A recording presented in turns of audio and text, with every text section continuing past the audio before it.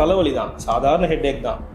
But ரீசனே இல்லை, diagnose பண்ண முடியல எதனால தலைவலி வருது அப்படின்ட்டு. அந்த மாதிரி இருக்கிற பேருக்கு மட்டும்தான் வந்து மைக்ரேன். மைக்ரேன் என்ன தெரியுங்களா, ரொம்ப முக்கியமாக பார்க்க வேண்டியது, உங்களுடைய டே டு டே லைஃபே ஸ்பாயில் பண்ணும். நீங்கள் மற்றவங்கள மாதிரி சந்தோஷமாக இருக்க முடியாது. வெளில போகிறோம், நான் சுற்றிட்டு வரேன், எங்கே போகிறேன் அப்படின்னா தலைவலி வந்துடும். சரி, இப்போ பாதகூசம் மூலமா என்ன பிரச்சனை அப்படின்றத கண்டுபிடிக்கலாம்னு சொல்லியிருக்கீங்க இல்லையா? ஸோ இந்த பாதகூச ட்ரீட்மெண்ட் பண்றதுனாலேயே மைக்ரேனை சரி பண்ணவும் முடியுமா?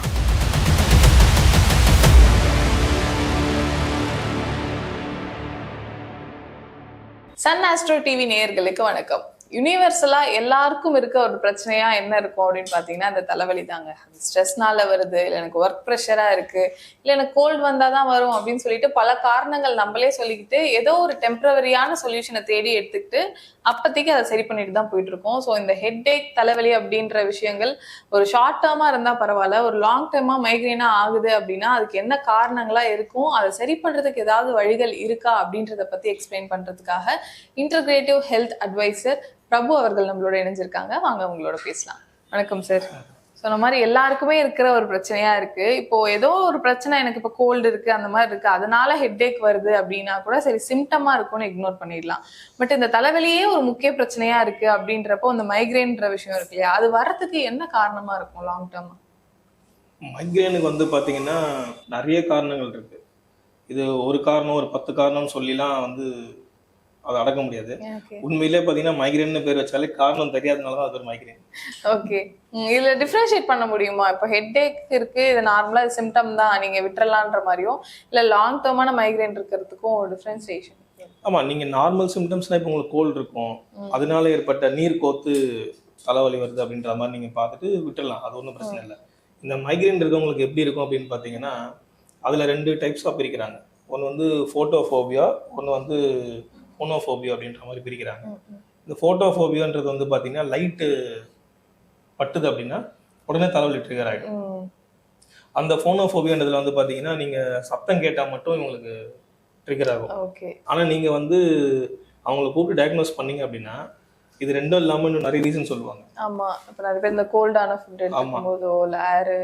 ஆமாம், இது நான் முதல்ல சொன்ன மாதிரி வந்து பார்த்தீங்கன்னா தலைவலி தான், சாதாரண ஹெட்டேக் தான். பட் ரீசனே இல்லை, டயக்னோஸ் பண்ண முடியல எதனால தலைவலி வருது அப்படின்ட்டு. அந்த மாதிரி இருக்கிற பேருக்கு மட்டும்தான் வந்து மைக்ரேன்.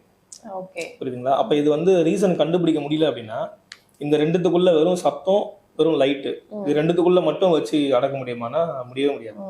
சரிங்களா? அப்போ வந்து தலைவலி வருது, இப்போ நிறைய பேருக்கு இது தெரியவே தெரியாது. இது நம்ம இதில் ஓப்பனாகவே சொல்லுவோம், எப்படி நீங்கள் எதனால தலைவலி வருதுன்னு நீங்களே கண்டுபிடிக்கலாம். ஓகே, ஃபர்ஸ்ட் வந்து உங்கள் தலையை வந்து 3ஆக பிரிங்க. பின்பக்கம், மேலே உச்சி மேலே பக்கம், அப்புறம் ஃப்ரண்டல் ஹெட்னு சொல்லுவாங்க. இந்த 3 இடத்துல தான் தலைவலிக்கும். சரிங்களா? இப்போ பின்பக்கம் உங்களுடைய தலைவலி வருது அப்படின்னா உங்கள் உடம்புல கேஸ் அதிகமாகிடுச்சு, கேஸ்ட்ரிக்னால வருதுன்னு அர்த்தம், வாயு வாயுனால வருதுன்னு அர்த்தம். சென்டராக தலை உச்சியில் வலிக்குது அப்படின்னு வந்து பார்த்தீங்கன்னா அது பித்தத்தினால, ஹீட் சம்மந்தப்பட்ட பிரச்சனைனால இவங்க தலைவலி வருதுன்னு அர்த்தம். சரிங்களா? ஃப்ரண்ட்டில் வலிக்குது அப்படின்னாலே அது வந்து கபம், கோல்டுனால தான் உங்களுக்கு தலைவலி வருதுன்னு அர்த்தம். இப்போ இவங்களுக்கு வந்து மைக்ரேன் இருக்கவங்க சொல்லுவாங்க தலை குளிச்சா மட்டும் தலைவலி வந்துடும். ஸோ அப்போ வந்து இவங்களுக்கு வந்து அது கபம் சம்மந்தப்பட்ட தலைவலியாக நீங்கள் கன்சிடர் பண்ணணும். கபம் சம்மந்தப்பட்ட என்னென்ன பிரச்சனைலாம் இவங்களுக்கு இருக்கோ அதை பார்த்து அதை ட்ரீட் பண்ணால் அந்த மைக்ரேன் சரியாயிடும். இதுக்காக லைஃப் டைம் அவங்க மருந்து எடுக்கணும்னு அவசியம் இல்லை. ஒரு சில பேருக்கு என்ன பண்ணுவாங்கன்னா உருளைக்கிழங்கோ இந்த மாதிரி இப்போ ஃபுட்டை வந்து இதெல்லாம் அலர்ஜியாக இருக்கும் அப்படின்னு சொல்லுவாங்க. அந்த மாதிரி ஃபுட் எடுத்துட்டாங்க அப்படின்னா அது உடனே கேஸ்ட்ரிக் ஃபார்ம் பண்ணிட்டு பின்பக்கம் தலைவலி வந்துடும். அது இல்லாம இவங்க வந்து ஹீட் சம்பந்தப்பட்ட ஏதாவது பிரச்சனை இருக்கும், பித்தம் சம்பந்தப்பட்ட பிரச்சனை ஏதாவது இருக்கும், அந்த மாதிரி இருந்ததுன்னா மட்டும்தான் இவங்களுக்கு வந்து தலைவலி வரும்.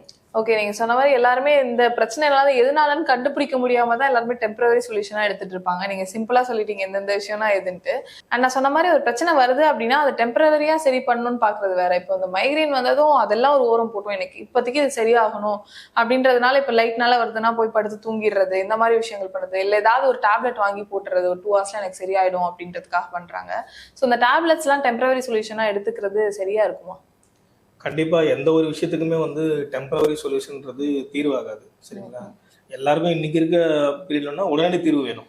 அதை போட்டோமா ஒரு 4 ஹவர் வழி இல்லாமல் இருக்கும், அடுத்து திரும்ப ஸ்டார்ட் ஆகும், திரும்ப நம்ம வாங்கி போட்டுப்போம் அப்படின்ற மாதிரி தான் ஓடிட்டு இருக்காங்க. அது வந்து சரியா வருமானா எத்தனை நாளைக்கு நீங்கள் ஒரே பிரச்சனைக்கு மாத்திரை போட்டுருக்கீங்க? நீங்க மாத்திரை போட்டதுனால ஒரு பிரச்சனை வரும்ல, அதுக்கு என்ன பண்ணுவீங்க? அப்ப மாத்திரை அதிகப்படுத்திட்டே போவீங்க.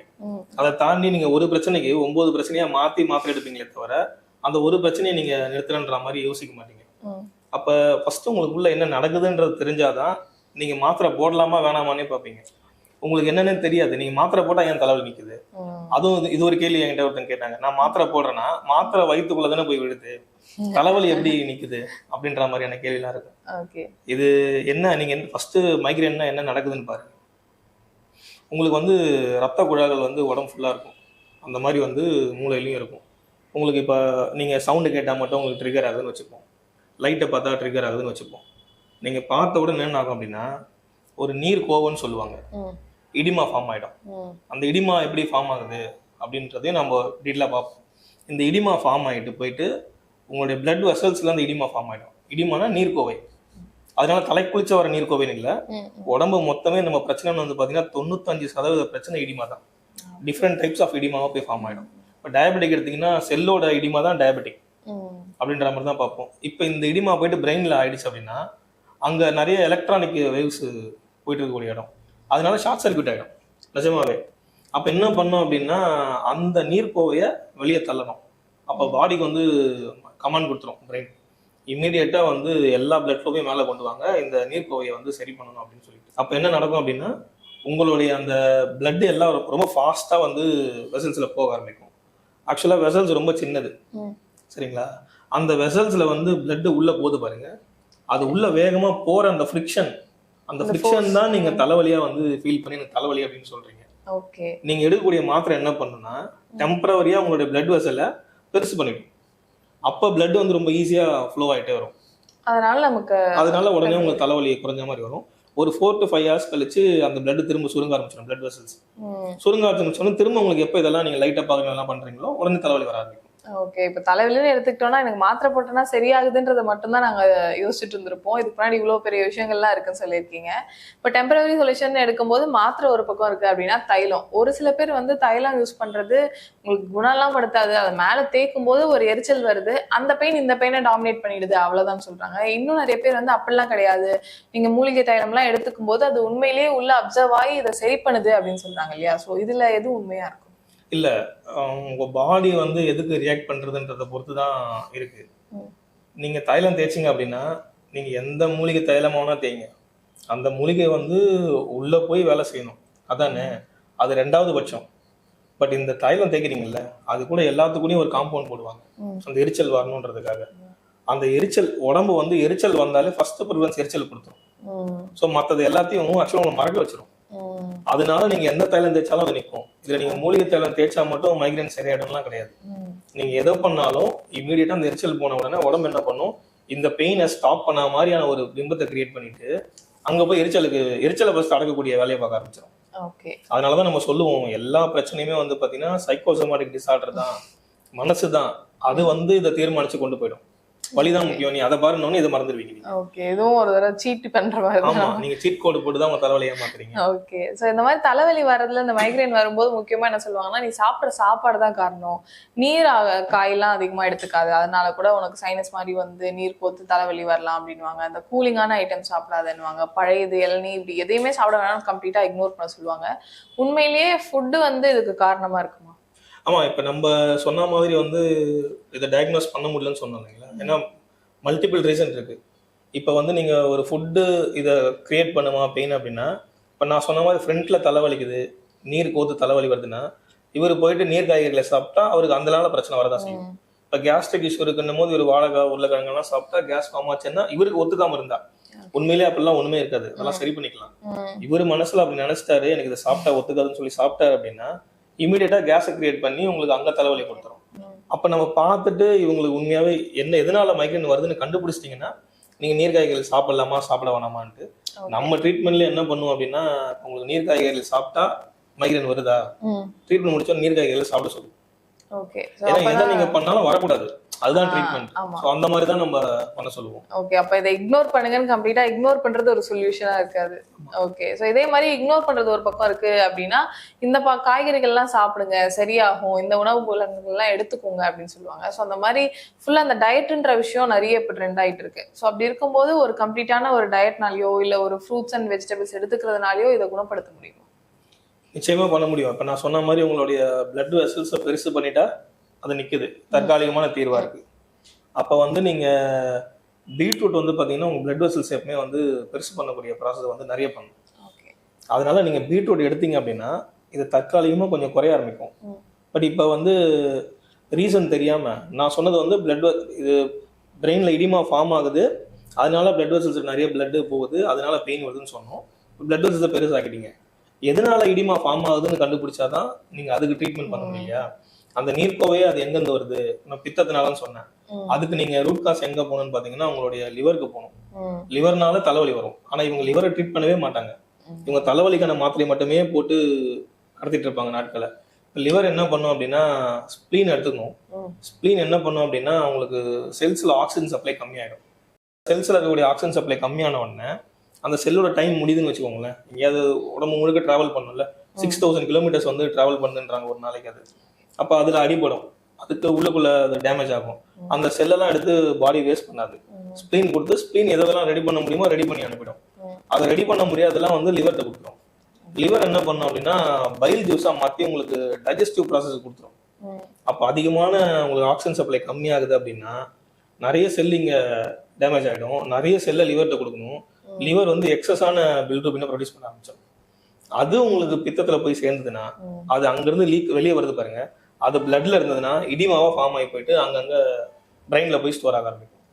அப்ப நீங்க என்ன பண்ணணும் அப்படின்னா அந்த மாதிரி இருக்கு அப்படின்னும் போது வந்து பாத்தீங்கன்னா ஒரு இஞ்சி சாறு, அப்புறம் வந்து ஒரு சின்ன வெங்காயம் சாறு, இதுல ஒரு 3 ஸ்பூன் அதுல ஒரு 3 ஸ்பூன் மிக்ஸ் பண்ணி காலையில எம்டி ஸ்டமக்ல குடிச்சிங்கனாலும் உங்களுக்கு மைக்ரைன் வந்து கண்ட்ரோலுக்கு வரும். பட் இதெல்லாம் வந்து மைக்ரைனை கண்ட்ரோல் பண்றது தான் யூஸ் ஆகும். பட் நீங்க ஃபர்ஸ்ட் டயக்னோஸ் பண்ணுமாச்சே உங்களுக்கு எதுல வருது எதுல தெரியுதுன்னு சொல்லிட்டு அதை பண்ணிட்டு பண்ணும்போது கொஞ்சம் ரிசல்ட் இருக்கும். ஓகே, இப்போ நம்ம சொன்ன மாதிரி ஏதோ ஒரு பிரச்சனை என் உடம்புல இருக்கு, அதோட ஒரு சிம்டமா இந்த மைக்ரைன் ஹெட்டேக் எல்லாம் இருக்குன்றது ஒரு பக்கம்னா, இந்த மைக்ரைன் ஹெட்டேக் எனக்கு இருக்கிறதுனாலயே ஏதாவது பிரச்சனை ஃபியூச்சர்ல வரும்ன்ற மாதிரி இருக்குங்களா? இல்ல, மைக்ரைன் வந்து உங்களுக்கு பெரிய லெவல் பிரச்சனைலாம் ஒன்றும் நடக்காது. ஆனா உங்களுடைய மைக்ரைன் என்ன தெரியுங்களா ரொம்ப முக்கியமா பார்க்க வேண்டியது, உங்களுடைய டே டு டே லைஃபே ஸ்பாயில் பண்ணும்.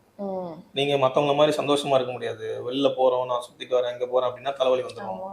நீங்க ஒரு பாட்டு சவுண்ட் ஒரு கல்யாணத்துக்கு போனீங்க அப்படின்னா தலைவலி வந்துடும். அப்படி உங்க டே டு டே லைஃப் இது வந்து பிரச்சனைக்குள்ளாக்குறதுனால இது. இன்னொன்று வந்து பாத்தீங்கன்னா மைக்ரைன் இருக்கும்போது என்ன நடக்கும்னா பயங்கர கோவத்துல இருப்பாங்க. பர்சனல் லைஃபே பாதிக்கப்பட்டவங்க நிறைய பேர் நம்ம பார்த்துருக்கோம். எப்ப பார்த்தாலும் கத்த ஆரம்பிச்சிருவாங்க, யாரும் பேசக்கூடாதுன்னு சொல்லுவாங்க, தனியா இருக்கணும்னு ஃபீல் பண்ணுவாங்க.